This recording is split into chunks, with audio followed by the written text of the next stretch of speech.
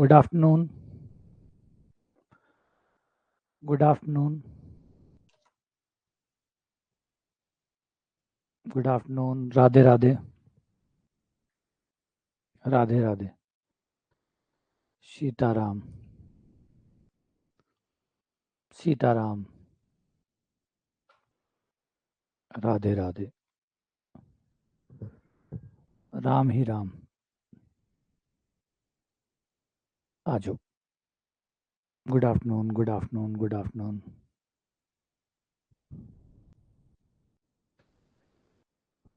Good afternoon. आ जाओ, सभी आ जाइए। जिया, स्नेहा, हरप्रसाद, धर्मेंद्र। ज्योमेट्री में अभी तक हमने 40 क्वेश्चन कर लिए हैं और आज हमारा है 41 से लेकर 50 तक का शेड्यूल। तो आज हम 41 से 50 तक करने वाले हैं। आज के क्वेश्चन थोड़े और अच्छे होंगे, थोड़े से धमाकेदार होंगे।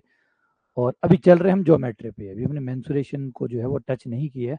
अभी तक जो भी हम कर रहे हैं वो सारे के सारे जो ज्योमेट्री है, ज्यामिति है, उससे जुड़े हुए हैं। अभी हम उस पे नहीं आए हैं, आयतन पे और पे, उन पे बाद में आएंगे। ठीक है। चलिए शुरू करते हैं आज की क्लास और आगे बढ़ते हैं क्वेश्चन से। Question number 41। 40 तक अब तक हो चुके हैं और हम शुरू कर रहे हैं 41 से। क्या कहता है क्वेश्चन नंबर 41? ध्यान से सुनिए, समझिए और ट्राई करिए। ठीक है ना। चलो, क्वेश्चन क्या कह रहा है? 5 सेंटीमीटर त्रिज्या वाले एक वृत्त की जीवा ए बी केंद्र ओ से, कौन केंद्र ओ है वृत्त का, त्रिज्या 5 सेंटीमीटर है, उससे 4 सेंटीमीटर की दूरी पर है। जो जीवा है वो केंद्र से 4 सेंटीमीटर की दूरी पर है। यदि ए व बी पर स्पर्श रेखाएं खींची जाए तो वह पी पे प्रछेद छेद करती है, काटती है। तो स्पर्श रेखा एपी की लंबाई बताइए कितनी होगी। एपी की लंबाई बताइए। Good afternoon Kavita. नमस्ते Dharmendra. Radhe Radhe Geetu. Good afternoon Shikha. Radhe Krishna Kamlesh. Good afternoon Mukta, Ritika, Sakshi, Meera, Vikram, Yatendra, Dariya, Sandeep, Sudhanshu, Geetu, Suresh, सभी को good afternoon. Good afternoon Priyanka, Rajat, Anuradha, Seema, आप सभी को गुड आफ्टरनून। चलो शुरू करो। मामला थोड़ा सा पेचीदा है, सवाल अच्छा है, बढ़िया है, सोचने पे मजबूर करेगा, लेकिन कर लेंगे आप लोग। समझिए, पहले तो डायग्राम बनाइए, फिर देखिए क्या दिया है, क्या निकालनी है और कैसे हम वहां तक पहुंच सकते हैं। कैसे हम वहां तक पहुंच सकते हैं। बिल्कुल, बहुत बढ़िया विक्रम, शाबाश। शाबाश विक्रम, उत्तम, अति उत्तम, बढ़िया। एक छोटा सा खेल है, तो सही से खेल लो, आंसर आ जाएगा।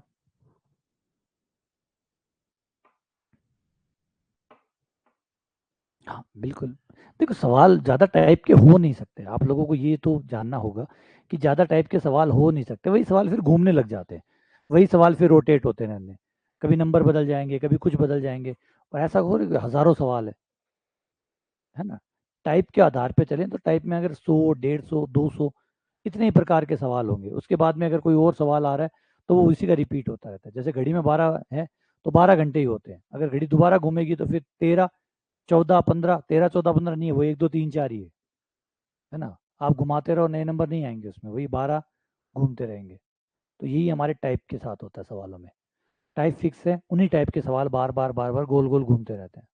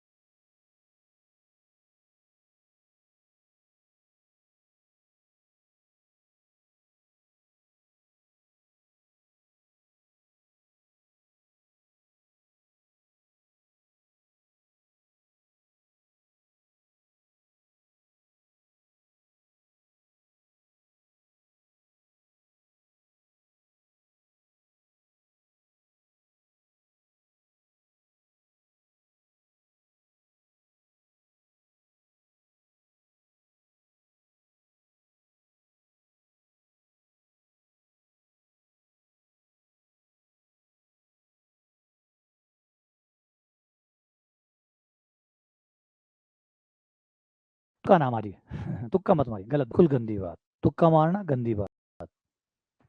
गणित में तुक्के काम नहीं करते हैं।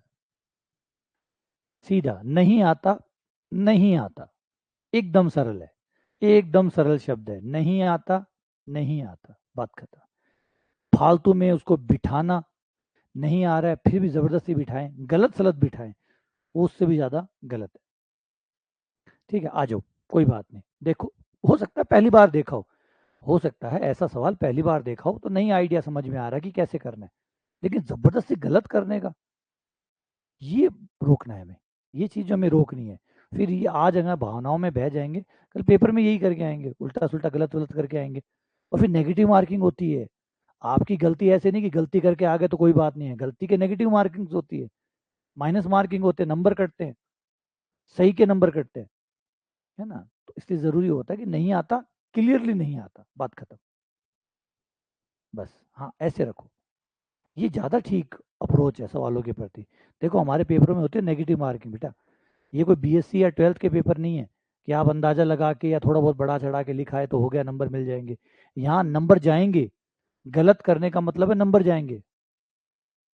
हाँ, नेगेटिव ये समझो, नहीं आता, नहीं आता, सीधी सी बात है, नहीं आता बोल दोगे तो नंबर बच जाएंगे, लेकिन जबरदस्ती करोगे तो -1 आएगा, जबरदस्ती का -1 है,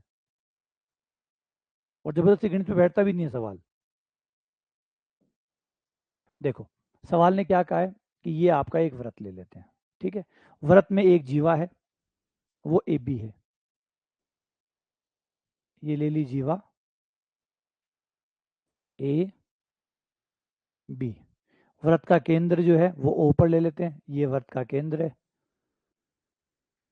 ये दोनों व्रत की त्रिज्याएं होगी, जो कि बता रखी है 5 है, ये 5 होगी। स्पर्श रेखाएं ए पर और बी पर स्पर्श रेखाएं खींची गई है, स्पर्श रेखाएं आके पी पे मिलती है, ये लो, ये,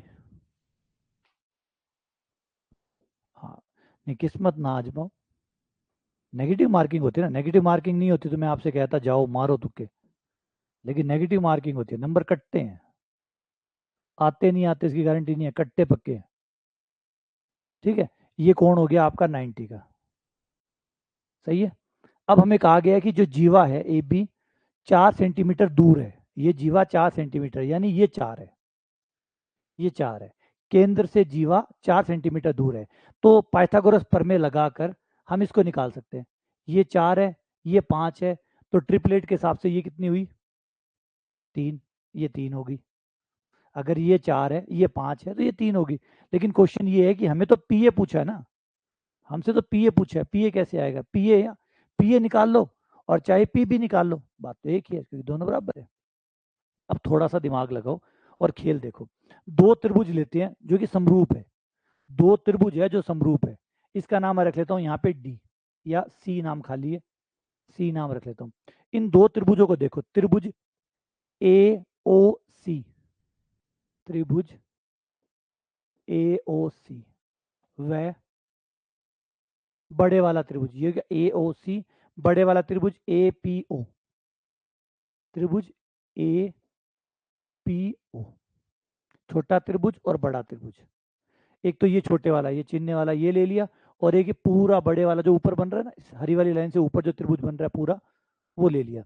और गौर करो क्या है, इसमें ये कोण 90 का है, छोटे वाले त्रिभुज में ये नो कोण 90 का है, छोटे वाले त्रिभुज में ए सी ओ 90 है,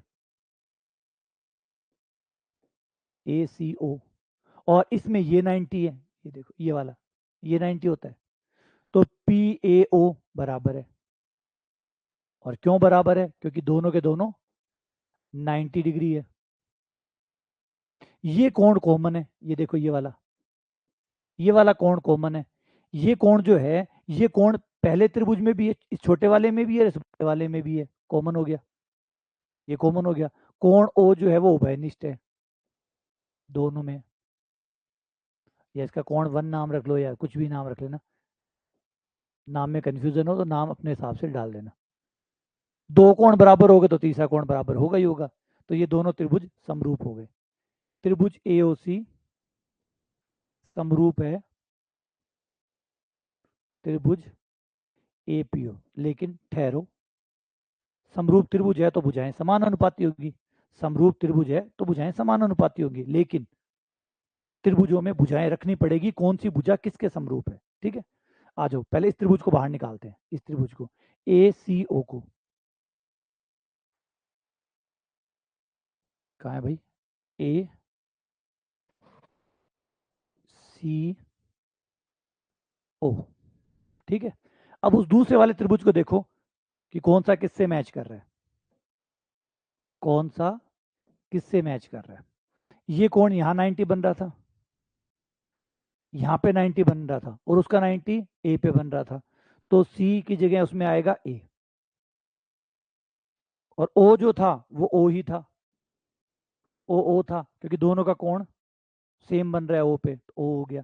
तीसरा क्या बच गया, पी, तो जो ए है वो उसका पी होगा, तो ये आपका, ये लो। अब कौन सी भुजा किसके साथ आएगी, ए सी बटा एपी,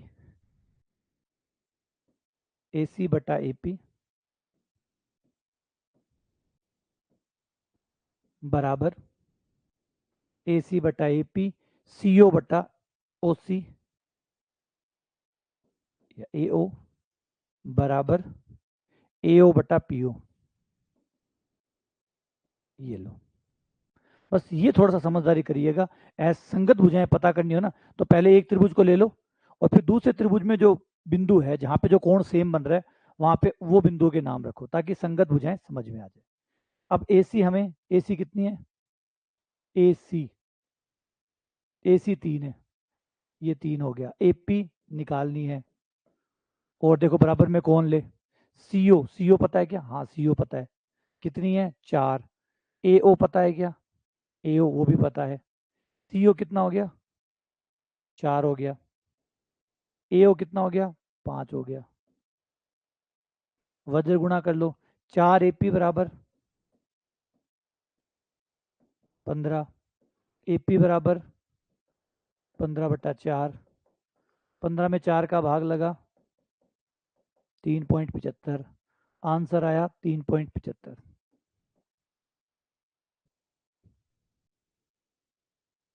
बात समझ में आई इसकी। ये समरूपता वाला मामला थोड़ा सा समझ जाइए, कि समरूपता में क्या करना पड़ता है, जो दो त्रिभुज समरूप होते हैं उनमें शीर्ष से शीर्ष मिलाने पड़ते हैं, शीर्ष से शीर्ष मिलाने होते हैं। कौन से शीर्ष मिलाने होते हैं, जिन पे कोण सेम बना है। इस त्रिभुज में कोण जहां पे थीटा बना है, वहां पे देखो, वहां पे कोण सेम बने होंगे तभी तो समरूप होंगे ना, तो जो कोण इसमें होंगे वो कोण उसमें भी होंगे, तो शीर्ष से शीर्ष मिलाकर फिर अनुपात निकालो भुजाओं का, बस ये होता है। इस बात पे थोड़ी सी सावधानी, ये जो किए ना बी वाला, ये खेल थोड़ा सा समझदारी से करना होता है, इसमें गड़बड़ कर दिया तो सब गड़बड़ हो जाएगा। ठीक है, आगे बढ़े। हाँ, भुजा भुजा रूल, साइड बाय साइड ध्यान रखना पड़ता है, वरना गड़बड़ जाए। चलो अगला क्वेश्चन पे आओ। ये बड़ा टेढ़ा सवाल है, इसकी भाषा भी टेढ़ी लग रही है, भाषा भी अजीब है। मैं थोड़ा डायग्राम बनाने में मदद करता हूँ इसकी।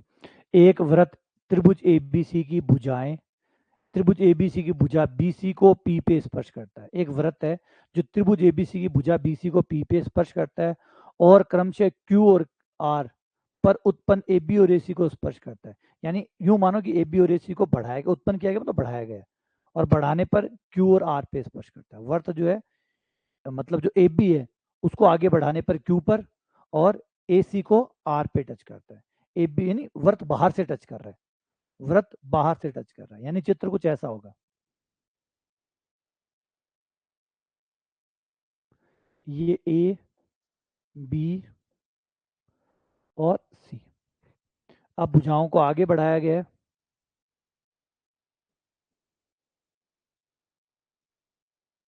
और आके इन्हें एक वर्त टच कर लेते हैं।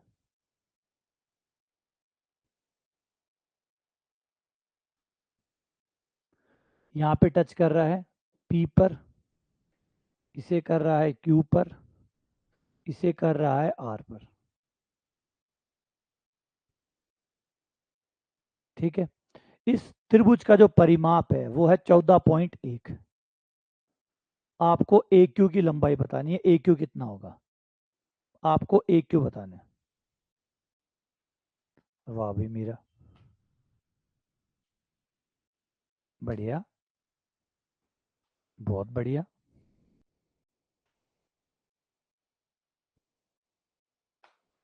मतलब पहले किया हुआ है कि आपका ये?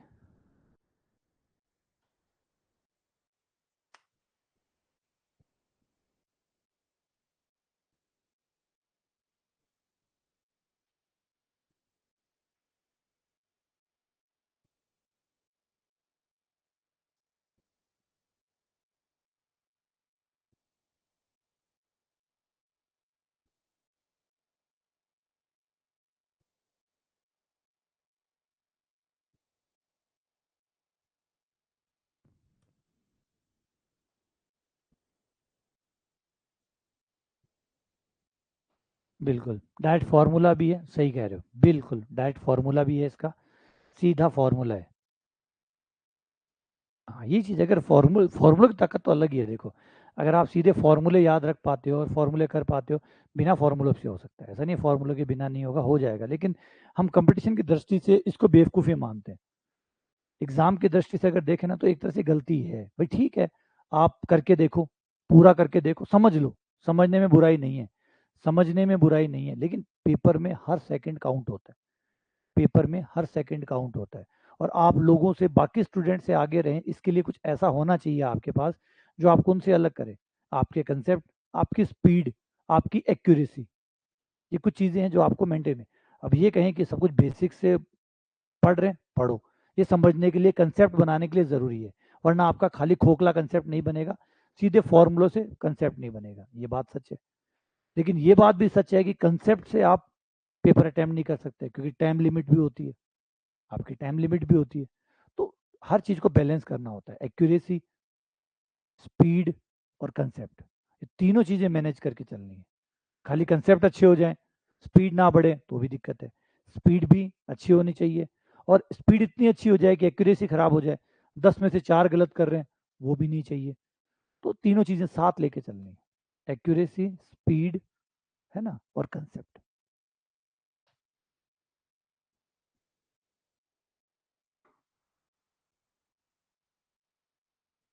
इसका थ्योरम होता है कि स्पर्श रेखा की लंबाई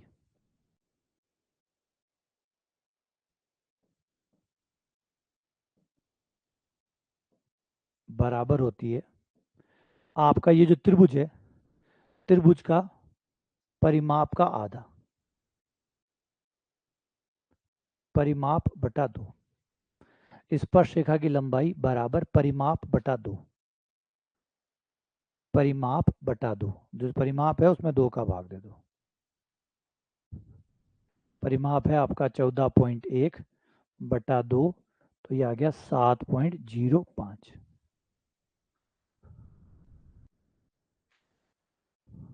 ये आपका आंसर है।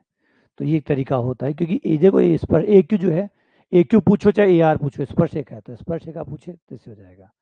बाकी अगर आप करना चाहें तो आप इसको कर भी सकते हैं, आप अगर इसको करना चाहें तो कर भी सकते हैं। आओ मैं समझा देता हूँ मेन तरीके से ये कैसे होता है, वो भी समझ लो। जैसे मैंने कहा, कंसेप्ट भी उतने ही ज़रूरी है, स्पीड भी उतनी ज़रूरी है, और एक्यूरेसी भी उतनी ज़रूरी है, किसी को भी कम ज़्यादा नहीं कर सकते। तो त्रिभुज का परिमाप, परिमाप का मतलब ये वाली भुजा प्लस ये वाली, तो A B plus A B plus A C plus B C बराबर 14.1,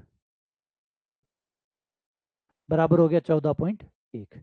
ए बी को देखो, ए बी को हम ऐसे लिख सकते हैं, ए बी जो है, ए बी को हम ऐसे लिख सकते हैं कि A Q minus Q B, A Q minus Q B. तो ए बी की जगह लिख दिया A Q minus Q B, plus A C को देखो, ए सी को हम लिख सकते हैं A R minus C R, A R minus C R, plus B C को, बी सी को हम लिख सकते हैं बी पी प्लस पी सी,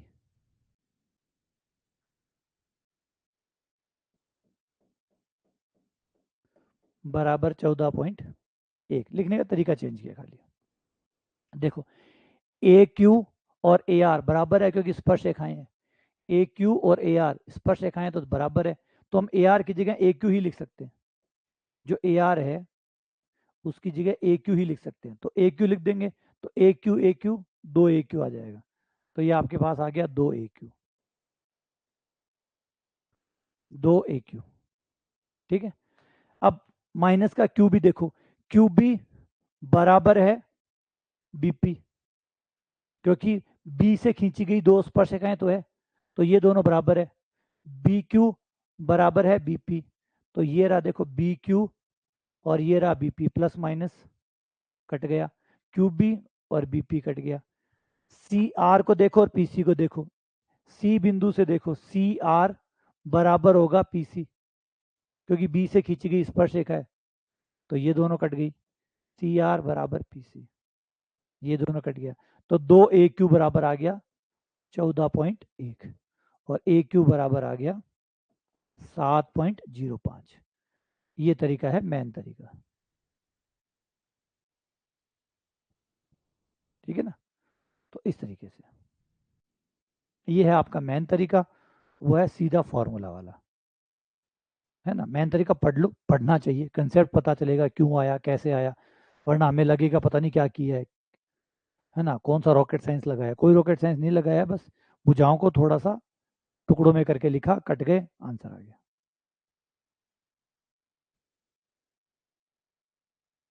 ठीक है, आगे बढ़े, आगे बढ़े।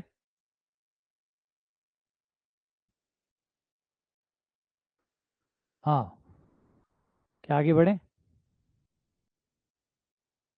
ठीक है, चलो अगला क्वेश्चन।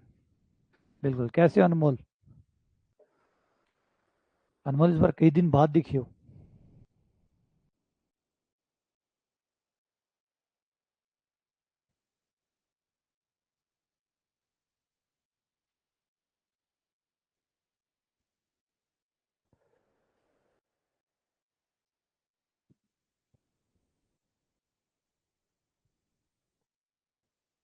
अच्छा, क्लासेस तो लेते हो ना? क्लासेस तो ले रहे हो, रिकॉर्डिंग हो चाहे।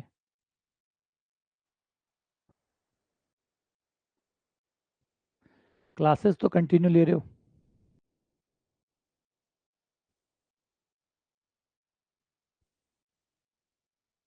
ठीक है। कोई ना, जो आपकी स्थिति है, जो परेशानी है, उसको भी साथ में तो लेना ही पड़ेगा। वो भी चीज़ें ज़रूरी है, जो आपकी जिम्मेदारी है उनको भी निभाते रहो और पढ़ते रहो, मज़ा भी आता है। सच्ची बताऊं तो यही है, आप जब है ना दोनों चीज़ें साथ में करते हो ना, तो सही मायने में आपको पढ़ने का महत्व समझ में आता है। एक, मानना पूरा ना मानिएगा, एक तो जो बच्चे होते हैं जिनके परिवार से इतना सपोर्ट मिल जाता है कि उनको कुछ नहीं करना, बस खाली पढ़ना है। एक वो बच्चे होते हैं जो खुद से कमाते भी हैं और पढ़ते भी हैं। एक मैं, जैसे मैं ऐसे था, मैं लगभग लगभग शायद मुझे याद है 10th तक ही था। 10th के बाद में मैंने सारा खर्चा खुद ही हमेशा चलाया है। सिर्फ 10वीं क्लास तक मैंने जो घर ने दिया, पापा मम्मी ने दिया, मैंने वो किया। घर की परिस्थितियाँ बहुत ख़राब थी मेरी, तो 10th तक ही ऐसा हुआ। 10th के बाद में एक सिंगल दिन मैंने घर वालों से पैसा नहीं लिया, और तब दोनों चीज़ें साथ करता था, पढ़ाता था पढ़ता था, पढ़ाता था पढ़ता था, और ये हमेशा करता रहा, आज तक कर रहा हूँ। आज तक भी पढ़ रहा हूँ, पढ़ा रहा हूँ। और इस साल को लगभग लगभग आज शायद मेरे ख्याल से 24 साल हो गए। 24 साल से पढ़ा रहा हूँ, पढ़ रहा हूँ। तो होना भी चाहिए, बिल्कुल सही है। मैंने कहा ना, पढ़ने का महत्व भी समझ में आता है।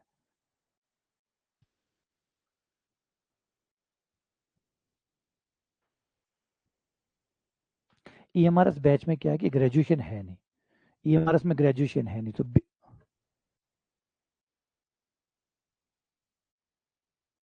शुरुआती दौर था जब मैं था, तो परिस्थितियां सब करवाती है सब, ऐसा कुछ नहीं होता। मैंने, परिस्थितियां ऐसी चीज होती है, वो आदमी में से वो निकाल देती है जो आप कभी कल्पना भी नहीं कर सकते। एक सच्ची कहानी है ये।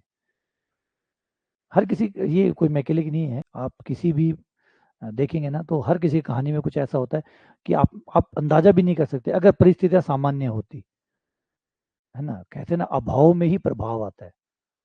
ये एकदम बिल्कुल सच है। अभाव में ही प्रभाव आता है, क्योंकि जब आप अभाव में होते हैं तो आपके अंदर से शक्ति मतलब फूट के निकलती है, और जब आपको सब कुछ मिलता है ना बाहर से, तो फिर वो प्रभाव खत्म हो जाता है।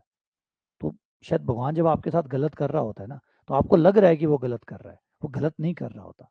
वो आपको बाहर निकलने के लिए जगह दे रहा होता है, वो आपको विकसित होने के लिए जगह दे रहा होता है।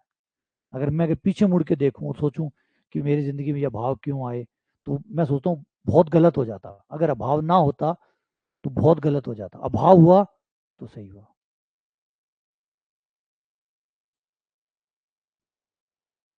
तो ये बहुत ज़रूरी चीज़ है। तो अभाव बहुत बढ़िया है, भगवान का शुक्रिया अदा करो।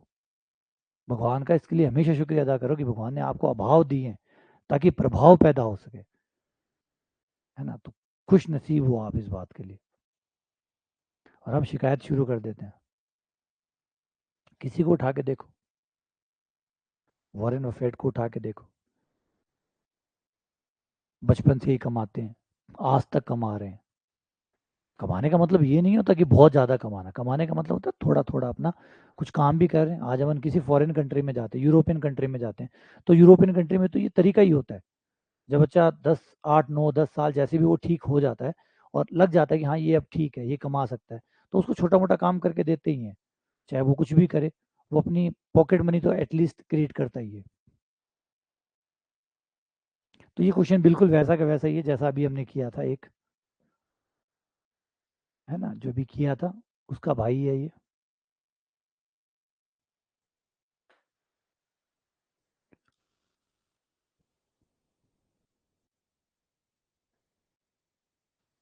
Thank you Hiralal.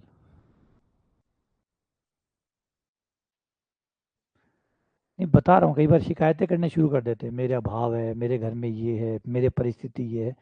तो ये अच्छी चीज़ है, इसे बुरा मत मानो। आज से 10 साल बाद पीछे मुड़ के देखना, तो खुद महसूस करोगे कि अगर वो चीज़ नहीं होती, जैसे मैं कहूँ, अगर मेरे घर में अभाव ना होता तो वो चीज़ें नहीं हो पाती आज मैं जहाँ हूँ। ये सब उसकी वजह से हो पाया। तो बहुत, वो जानता है, तभी तो मैं ईश्वर पे इतना विश्वास करता हूँ कि वो सब जानता है। उसको सब पता है क्या करना चाहिए, क्या नहीं करना चाहिए। हम तो इतना जानते ही नहीं है। जिसकी आँख 6 बाय 6 की है, वो क्या देख सकता है, कितना दूर तक देख सकते हैं। तो हम अपने आप पे क्या विश्वास करें। हमारी आँख 6 बाय 6 की भी मुश्किल से होती है। तो जो 6 बाय 6 की आँख लेके बैठा है उसको कितना नज़र आता होगा। और हम उस पर शक करते हैं कि उसने ऐसा कर दिया, उसने वैसा कर दिया। ए बी केंद्र ओ और त्रिज्या 10 सेंटीमीटर है। ये त्रिज्या 10 सेंटीमीटर वाले वर्त 12 सेंटीमीटर जीवा है। ए से बी पर स्पर्श रेखाएं खींची गई है, पी पर प्रतिच्छेद करता है। ओपी ज्ञात करो। ओपी ज्ञात करो। तो कर लिया क्या ये तो, वही सेम क्वेश्चन है, वही अनुपात है।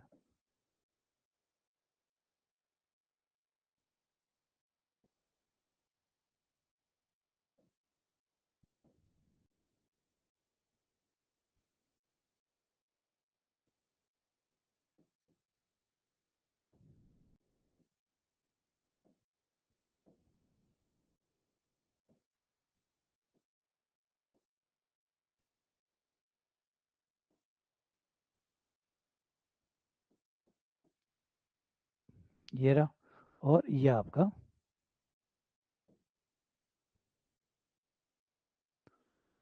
ठीक है, अब क्या कहा था क्वेश्चन ने। ये पी दे दिया, ए दे दिया, ओपी पूछे, और 12 सेंटीमीटर लंबी जीवा। 12 है तो ये 6 हो गई, ये 6 हो गई। और त्रिज्या कितनी बताइए, 10 सेंटीमीटर, 10 त्रिज्या हो गई। तो पाइथागोरस प्रमेय के हिसाब से ये 8 हो गई, है ना। तो ये 6 हो गया, ये 8 हो गया, ये 10 हो गया। अब बाकी आप, हाँ बाकी आप निकाल लो इसको, समकोण त्रिभुज वाला तरीका जो है उससे निकाल लो। अनुपात वाले से, जो अनुपात वाला हमने बनाया था उसको यूज कर लो।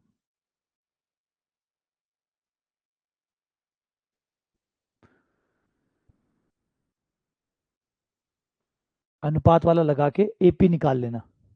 एपी निकाल लेना, और एपी निकाल के फिर उसके बाद में पीओ निकाल लेना। पहले एपी निकालो, एपी वैसे ही जैसे उस सवाल में हमने किया था वैसे ही एपी निकाल लो। देखो कितना आया था। इसमें ये अनुपात थे हमारे, है ना, यही थे यहाँ पे 3 5 4। इससे सॉल्व कर लो। इससे सॉल्व करके जब एपी आ जाए, एपी आने के बाद में इस त्रिभुज पी ए ओ में,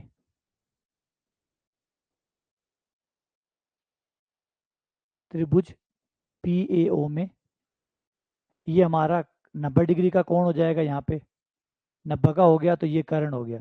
तो कर्ण हमें निकालना होगा।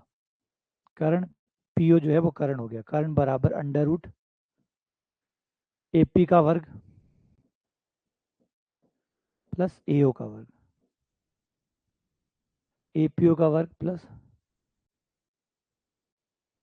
एओ का वर्ग का अंडर रूट बराबर पीओ। तो एपी निकाल कर एओ तो हमारे पास है ही है 10 है, और अंडर रूट कर दो, आंसर आ जाएगा।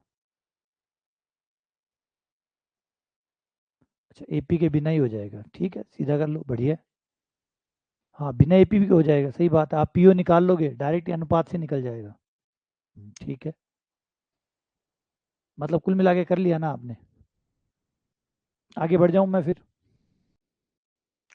आप लोगों ने कर लिया तो आगे बढ़ जाऊं? आगे बढ़े? लो, नेक्स्ट क्वेश्चन, क्वेश्चन नंबर 44। एक समकोण त्रिभुज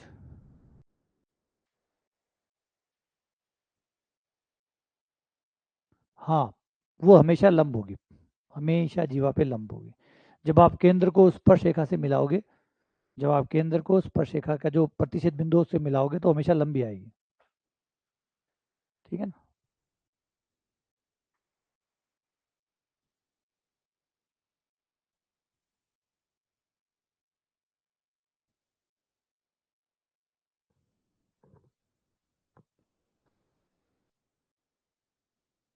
आंसर तो मुझे नहीं, मैंने निकाला नहीं है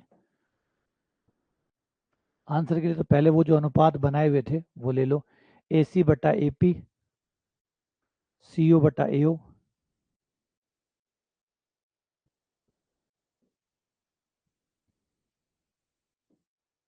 ए सी बटा ए पी, ए ओ बटा सी ओ,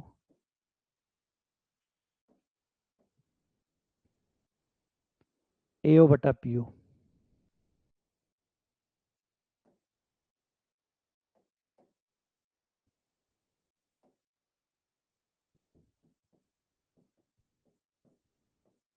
ये थोड़ा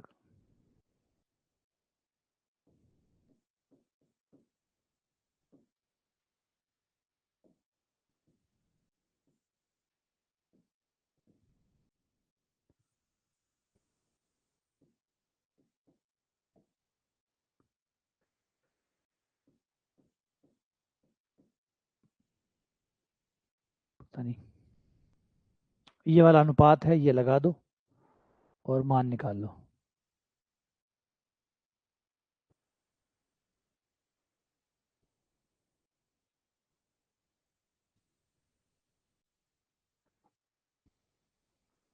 ठीक है, उस पर आ जाओ।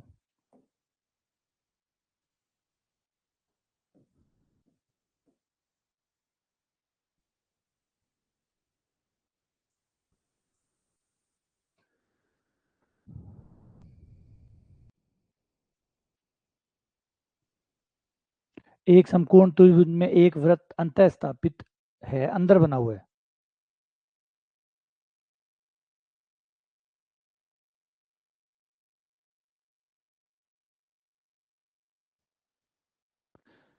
ऐसा नहीं होता, कोण के साथ होता है वो कोण के साथ होता है, कोण के साथ। कौन सा कोण किसके साथ बराबर है? तो सिर से सिर जोड़ने पड़ते हैं, सिर से सिर जोड़ने पड़ते हैं। और जब सिर से सिर जोड़ जाते हैं उसके बाद भुजाएं चेक करनी पड़ती है कि यहाँ पे वो कोण कहाँ बन रहा है, वहां कोण बन रहा है।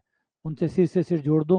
त्रिभुज को त्रिभुज के ऊपर रखना पड़ता है, फिर जो भुजाओं अनुपात आता है वो हम लेते हैं। और पहली बात तो कर्ण सिर्फ समकोण त्रिभुज में होता है, सभी त्रिभुजों में कर्ण नहीं होता। तो दो त्रिभुज अगर समरूप है तो उनका सिर से सिर जोड़ा जाता है। मतलब जैसे वहाँ 60 बन रहा है, यहाँ कहाँ 60 बन रहा है, जहाँ 60 बन रहा है दोनों को जोड़ दिया। फिर जहाँ बी बन रहा है, जहाँ 30 बन रहा है वहाँ 30 से 30 मिला दिया। इस तरीके से सेम कोण वालों को एक साथ रख के फिर किया जाता है।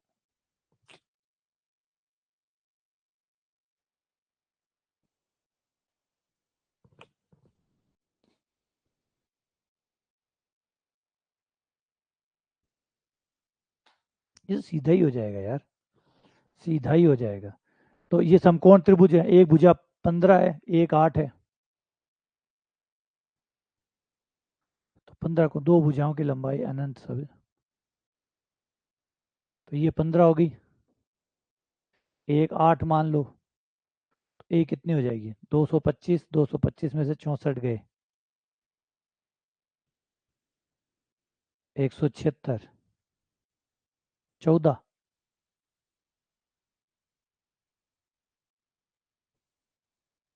सत्रह आ गया, ये 17। अच्छा, समकोण वाली दो भुजाएं दी है, ठीक है, समकोण वाली, जिन भुजाओं के बीच में समकोण बन रहा है वो 8 और 15 है। समकोण वाली दो भुजाएं, मतलब जो भुजाएं समकोण बनाती है वो 8 और 15 है ना, वो 8 और 15 है, तो कर्ण हो जाएगा 8 का स्क्वायर प्लस 15 का स्क्वायर, और ट्रिपलेट के हिसाब से सॉल्व कर लो, ये आ जाएगा 17। ठीक है, और जो आर होता है वो बराबर होता है P plus B minus H बटा दो।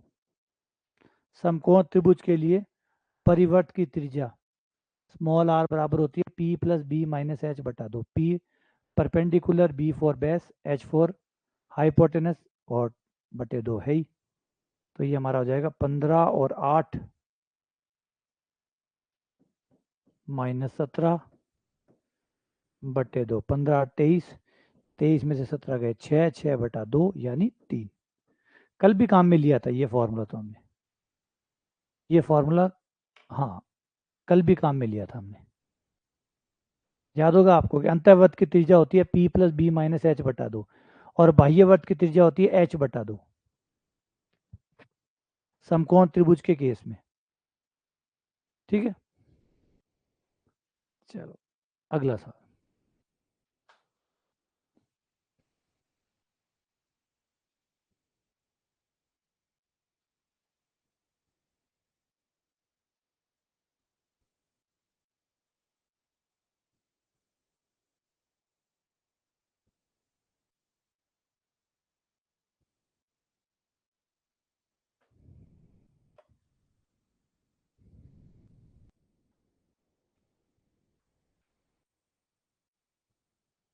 ठीक है,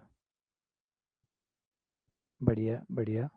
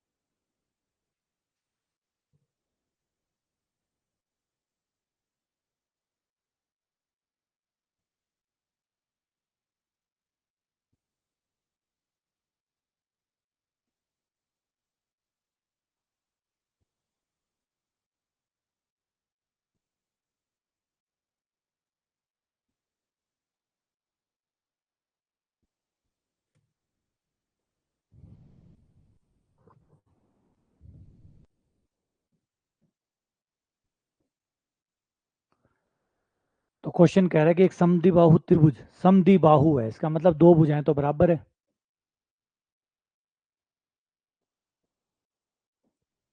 ये भुजा x है तो ये भी x है, और आधार 40 है, ये 40 है, तीनों भुजाओं का जोड़ 220 दिया गया है, परिमाप 220 है, परिमाप 220 है, तो x प्लस 40 बराबर हो गया 220, 2x बराबर हो गया 180, और x बराबर हो गया 90, तो भुजा होगी 90। ये आपका आंसर आ गया, बिल्कुल सही है। ये तो सिंपल ही है। अगला क्वेश्चन, इसे देखो, डायग्राम बनाओ और सोचो क्या हो सकता है। मान लीजिए ओ जो है वो एक वृत्त का केंद्र है और ए सी व्यास है, बी एक जीवा है, सी को ई पर बी सी 40 डिग्री हो, ए ओ डी 120 हो, तो कोण बी बराबर होगा।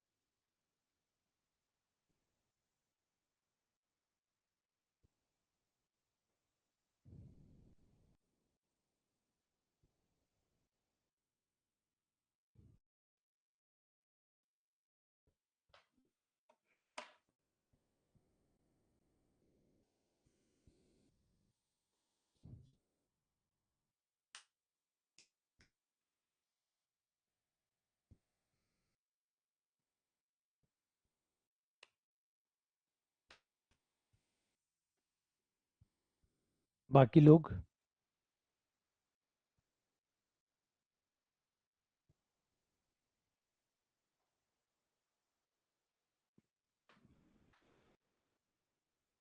नरेश, शाबाश नरेश, शाबाश हीरालाल, शाबाश साक्षी। ये सवाल बड़े पेचीदा हो जाते हैं क्योंकि डायग्राम बनाना पड़ता है, डायग्राम बना के चीज़ों को सही से रखना पड़ता है, फिर सॉल्व भी करना पड़ता है, तो ये मामला फंसता है यहाँ पे। लेकिन बढ़िया है, आप लोग नहीं फंसे, बढ़िया है, आप लोग नहीं फंसे, शाबाश, उत्तम, अति उत्तम।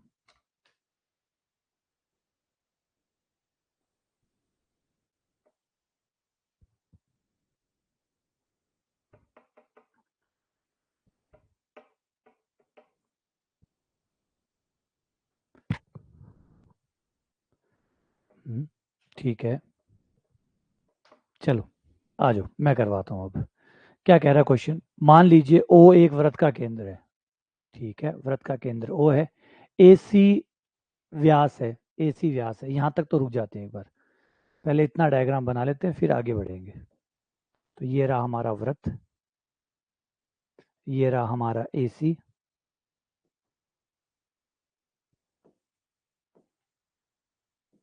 ये इसका केंद्र होगा कहीं ना कहीं, ये केंद्र हो गया जो कि ओ बता रहा है, ओ ले लिया, ठीक है। फिर उसके बाद में कह रहा है एसी को ई पर काटती है, बीडी एक जीवा है, बीडी जीवा है जो एसी को ई पर काटती है, तो एक जीवा ले लेते हैं जो ई पर काटती हो।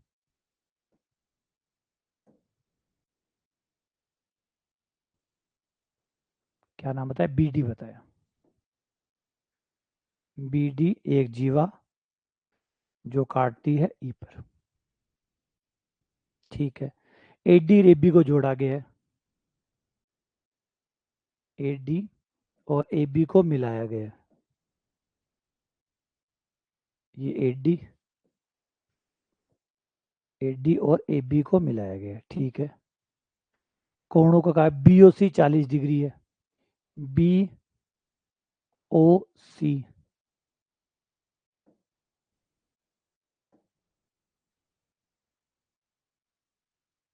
यार हमारा डायग्राम हमेशा उल्टा ही बनता है, इधर कोण होता था उधर बनाते, उधर कोण होता था इधर बनाते। अब 40 का कोण लग रहा है 90 से बड़ा, तो वो इसका मतलब वो जीवा उधर थी और हमने इधर बना दी। इसके बाद में ए ओ डी 120, ए ओ डी 120, ठीक है। बीई सी कितना है? बीई सी, ये वाला कौन बताना है?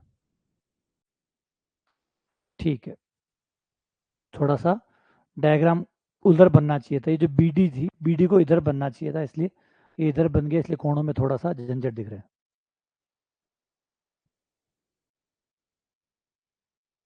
हाँ, वो उधर बनना चाहिए था, इधर बना दिया तो गड़बड़ हो गया।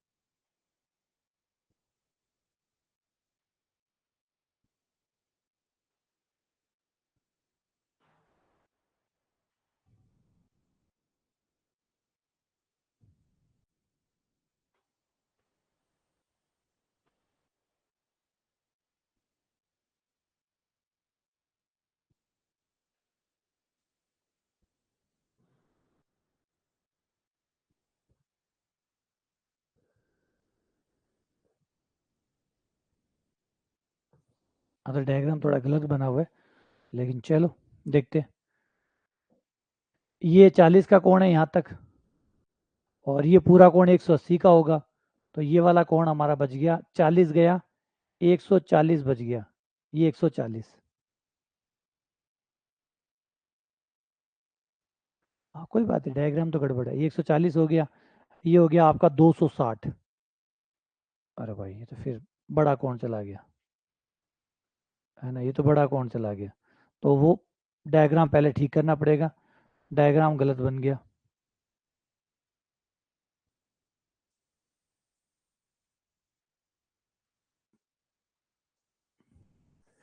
कल भी ये हुआ, आज भी यही हुआ।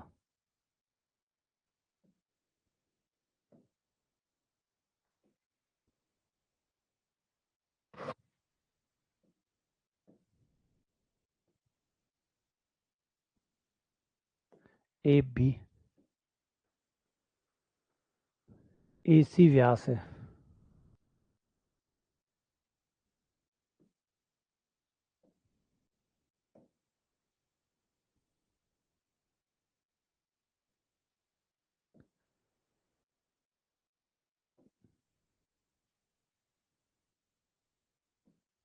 बी डी,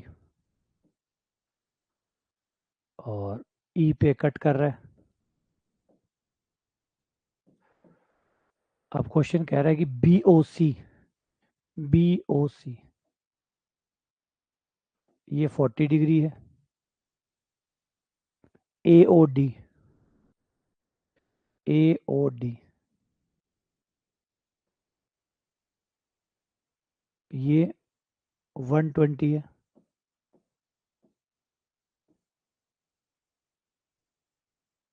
बीई सी का मान, बीई सी का मान, ये वाला मान निकालना है। अब ठीक है, अब सही हो गया।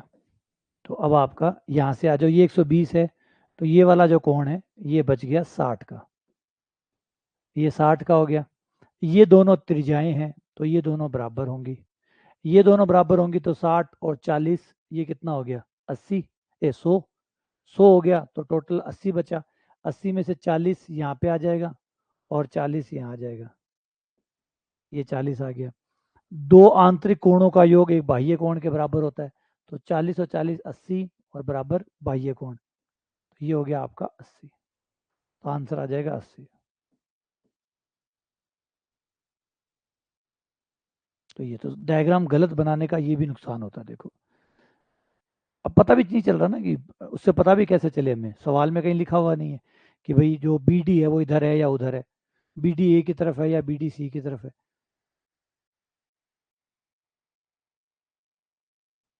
ठीक है, बढ़े आगे।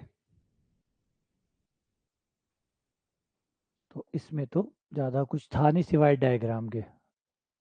अगला सवाल, त्रिभुज एबीसी में डी ई क्रमशः ए बी और ए सी का इस प्रकार से कि डी और बी सी।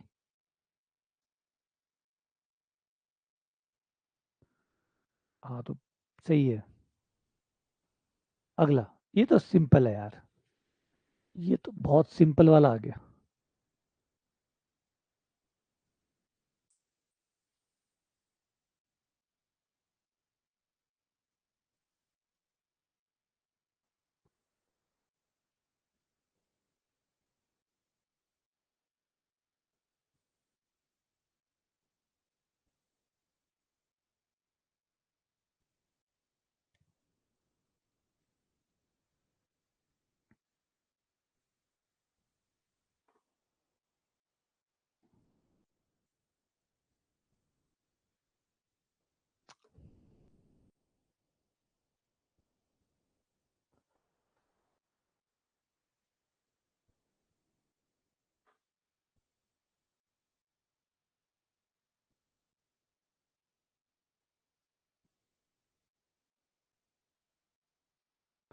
आज जो शाम की क्लास है उसका टाइम चेंज है, देख लीजिएगा एक बार। आज जो शाम की क्लास है उसका टाइम चेंज है आज। ठीक है। और आज आप लोगों की थोड़ी देर में, यानी अभी जैसे क्लास कंप्लीट होगी उसके घंटे डेढ़ घंटे बाद, उससे पहले पहले शायद कोशिश यही रहेगी, आपके जो टेस्ट है, तीनों टेस्ट, सीक्वेंस एंड सीरीज का पहला टेस्ट, और उनमें डेट लिखी होगी, समझ जाओगे आप कि आज के टेस्ट है। सीक्वेंस एंड सीरीज का, अलजेब्रा एंड ज्योमेट्री का, और थर्ड वन है आपका एपी और जीपी का। ये तीनों ही टेस्ट अभी आपके अपलोड हो जाएंगे, आप टेस्ट दे सकते हैं। और टेंशन ना लीजिएगा, शुरुआती टेस्ट है तो बेसिक टेस्ट बनाए हैं, धीरे धीरे टेस्ट का लेवल बढ़ेगा। शुरुआत में बेसिक टेस्ट होंगे तो नॉर्मल नॉलेज जो है आपके कंसेप्ट है उसके आधार पे ही होगा। फिर थोड़ा सा टेस्ट का लेवल आगे, थोड़ा आगे, फिर धीरे धीरे बढ़ेगा। ठीक है ना। तो ज़रूर टेस्ट को अटेंड करिएगा। हाँ, आज दोपहर शाम के क्लास का टाइम चेंज किया हुआ है। ठीक है ना, देख लीजिएगा एक बार। और टेस्ट जो है वो आपके पास आ जाएंगे, तब तक आप टेस्ट ट्राई कर लीजिएगा। छोटे छोटे टेस्ट है ना, तो ट्राई ज़रूर करिएगा।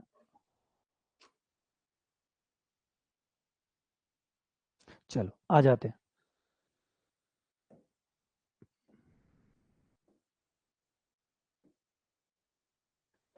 ए बी और सी, ए बी सी बिंदु डी और ई, ए बी पर, डी यहाँ है, ई यहाँ है, इस प्रकार से हैं कि समांतर है। समांतर है मतलब थेल्स पर में आ गई। थेल्स पर में आ गई। ए डी 3 है, बी डी 6 है, ए ई 2 है, और सी ई पूछा है, ये एक्स मान लो, ये एक्स होगी। तो थेल्स पर में से 3/6 बराबर 2/x, 3x बराबर 12।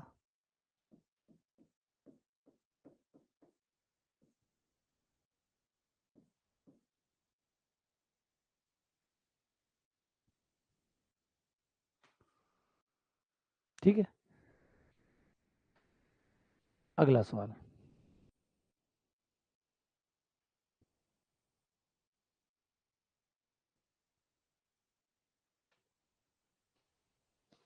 एक त्रिभुज की भुजाएं 1/3, 1/5, 1/4 अनुपात में, इनका परिमाप 141 है, तो सबसे बड़ी भुजा और सबसे छोटी भुजा का अंतर क्या होगा? सबसे बड़ी और सबसे छोटी भुजा का अंतर क्या होगा?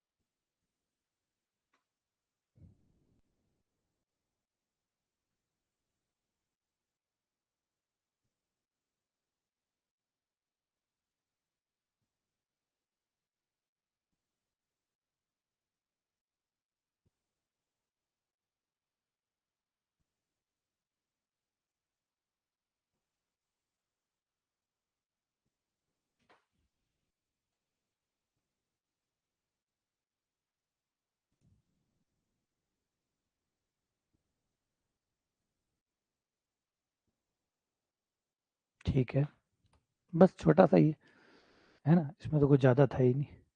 पहले तो अनुपात से पीछा छुटाओ, है ना, अनुपात से पीछा छुटाओ, इनका जो लघुत्तम है उससे गुणा कर दो। लघुत्तम आ जाएगा इसका 3, 5 और 4, 15, 60 आ जाएगा। 60 से गुणा करने पर, 60 से तीनों को गुणा करने पर, 60 से गुणा करोगे तो ये आ जाएगा 20 अनुपात 12 अनुपात 15। ये लो, अब देख सकते हो कि अनुपातों का जो योग है वो तो हो गया 20 और 12 32, 32 और 15 47। अनुपातों का योग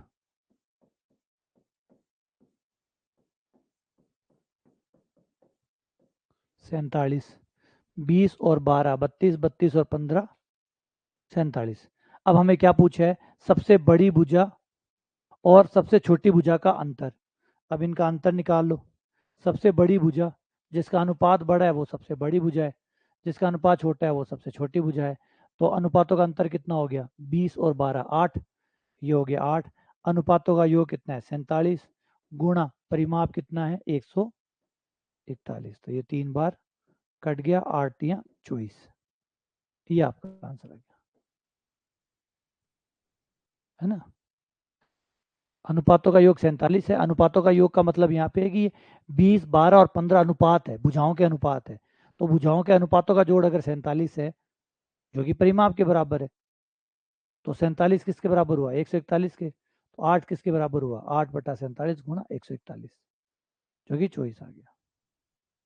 ठीक है, अगला सवाल।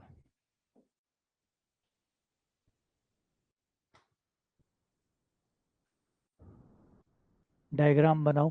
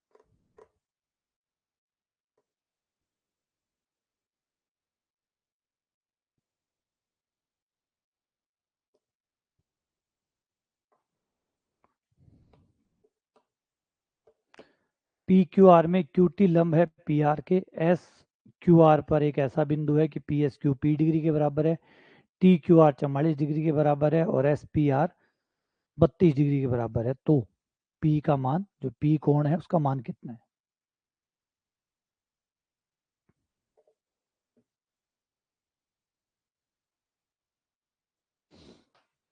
ठीक है,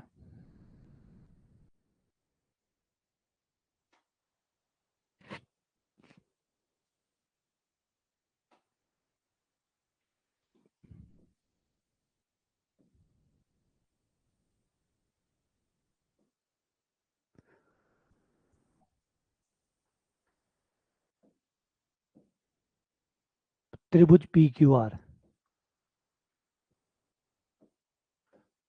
P Q R, Q T लंब है पी आर पर। क्यू को ऊपर ले लो यार, चलो यहाँ बनाते हैं। क्यू टी लंब है 90 डिग्री है। एस क्यू आर पर इस प्रकार से, एस जो है वो क्यू आर पर है कि पी एस क्यू,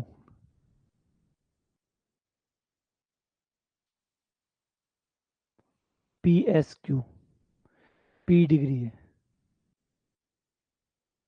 और T Q R, T Q R, T Q R बराबर है 44 डिग्री। और S P R, S P R ये बराबर है आपका 32 डिग्री। तो पी का मान बताइए। ठीक है, बस आ जाओ निकाल लेते हैं। तो देखो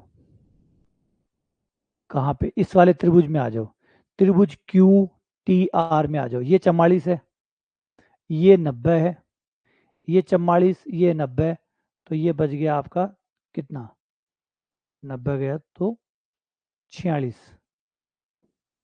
ये हो गया 46। अब ये 46 हो गया तो ये इस त्रिभुज में आ जाओ, ये 32, ये 46, 32 और 46 हो गया हमारा 78, 78 तो ये 102 हो गया। या फिर दो आंतरिक कोणों का योग बाह्य कोण के बराबर होता है, तो ये 78 हो जाएगा। और वैसे 180 के हिसाब से करो तो 180 में से 102 घटा दो, 78 आ जाएगा। तो ये आ गया 78, ये आंसर है। तो कुल मिला के चित्र का ही खेल था खाली, सही से चित्र बना लो तो आंसर आ जाएगा। ठीक है,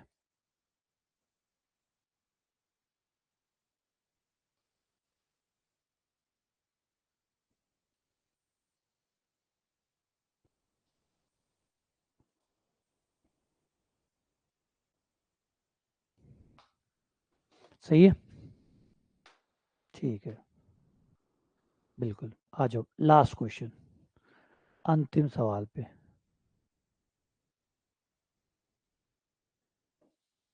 ये हमारे 50 क्वेश्चन प्रैक्टिस के अभी तक हो चुके हैं, ज्योमेट्री एंड मेंसुरेशन के।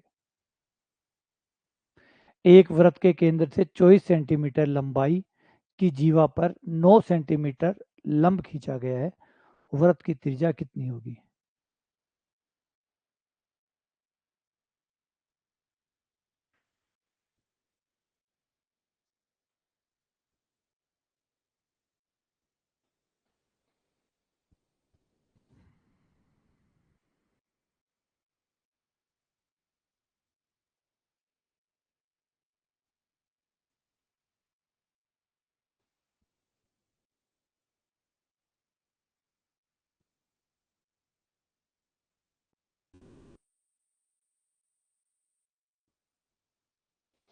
ठीक है, हो गया होगा। बस, ये आपका वृत्त, ये आपके वृत्त में जीवा, जो कि क्वेश्चन कह रहा है 24 सेंटीमीटर है।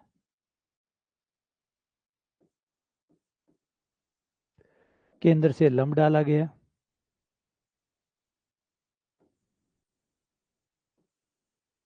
केंद्र से डाला गया लंब 9 सेंटीमीटर है।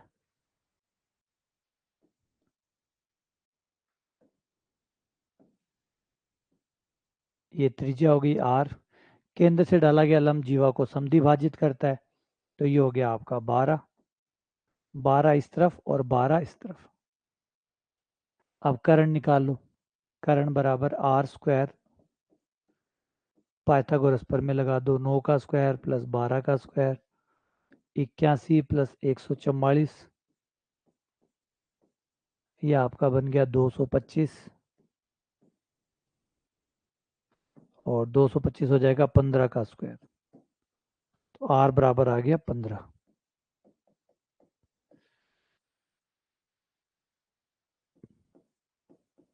तो ये 15 आ गया। फाइनली 15 हमारा आंसर होगा। क्लियर है? आ गया समझ? बिल्कुल।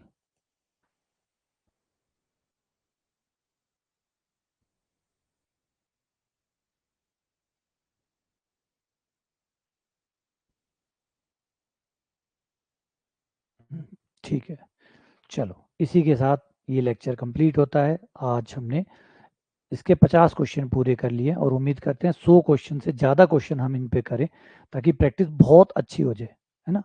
बहुत अच्छी प्रैक्टिस के लिए बहुत अच्छे सवाल, बहुत ज़्यादा सवाल हो, उतना ही अच्छा है। तो कोशिश कर रहा हूँ कि यहाँ तक 100 से ज़्यादा क्वेश्चन हम करें, ताकि प्रैक्टिस अच्छी हो। बाकी प्रैक्टिस शीट आप सोल्व कर ही रहे हैं, वहाँ से भी सवाल हो रहे हैं, बाकी थ्योरी पढ़ी होगी वहाँ पे भी सवाल है। तो सवालों की संख्या आपकी अच्छी खासी हो जाएगी, 250-300 के आसपास, और वो अपने आप में पर्याप्त होंगे। टेस्ट देंगे अभी तो आप कम से कम 7-8 टेस्ट देंगे, तो वहाँ पे भी आपको 100 एक सवाल वहाँ से हो जाएंगे, 100 सवाल मैं यहाँ से प्रैक्टिस करवा दूंगा, 200 150 एक प्रैक्टिस सीट में हो जाएंगे, 350, फिर कुछ सवाल और निकाल लो आप इधर उधर से, तो 400। और 400 सवाल मेरे ख्याल से एक टॉपिक के लिए बहुत अच्छी संख्या है, बहुत ज़्यादा संख्या है। ठीक है, ठीक है, चलो मिलते हैं फिर आपसे अगली क्लास के अंदर। शाम को मिलते हैं। शाम को क्लास, जो अगली क्लास है वो थोड़ी लेट होगी, टाइम देख लीजिएगा, 7:30 का टाइम दिया हुआ है। और टेस्ट है वो अभी थोड़ी देर में आपको मिल जाएंगे, आप टेस्ट अटेम्प्ट कर लीजिए तब तक। ठीक है, ठीक है, चलिए मिलते हैं शाम को दोबारा।